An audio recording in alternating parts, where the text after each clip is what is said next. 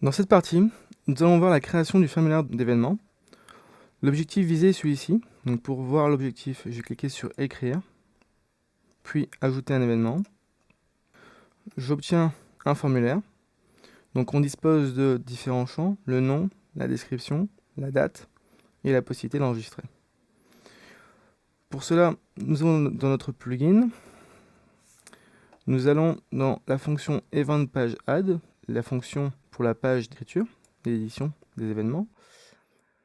On peut y retrouver tout le code HTML, donc on retrouve le titre de la page, on trouve ensuite le formulaire avec la date, le champ de la date, une petite indication comme le format, c'est ce qu'on trouve à droite du formulaire, ici. On trouve le lien d'enregistrement. Si je descends encore un peu, on retrouve le nom et la description d'un événement, ainsi que des petites descriptions pour aider les auteurs à ajouter des événements. Donc, pour reproduire une mise en page à la WordPress, il vous suffit de cliquer sur Écrire lien. Vous avez un formulaire qui existe déjà, il vous suffit d'afficher la source en faisant clic droit, code source de la page, et vous obtenez la forme HTML de leur formulaire à partir du form. Cela va vous permettre de dupliquer facilement l'interface de WordPress. Donc c'est ce que j'ai fait ici. J'ai reproduit les mêmes ID, les mêmes classes HTML. Si j'ajoute un événement, hop, je rentre une description.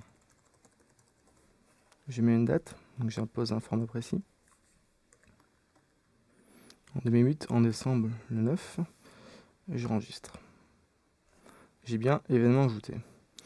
Donc la logique PHP pour ajouter un événement, on la retrouve dans cette même fonction, avant le code HTML. Je procède pour les deux cas, ajouter et éditer. Si dans l'URL, j'ai un paramètre qui s'appelle event_id et que ce paramètre est différent de 0, alors j'édite un événement. Si je vais dans mon URL et que je rajoute un événement, hop, event_id, je vois bien que le formulaire est pré-rempli. On a bien le titre, la description ainsi qu'une date. Si je clique sur le bouton enregistrer, je récupère les différentes valeurs, le nom, la description, la date. Je me situe dans le cas, édition ou ajout. Si j'édite, j'utilise la fonction updateEvent et je dis que j'ai mis à jour un événement. Si j'ajoute un événement, alors j'utilise la fonction addEvent et je précise événement ajouté. Donc si je retourne dans Firefox et que j'édite, j'enregistre, j'ai bien événement mis à jour et pas événement ajouté.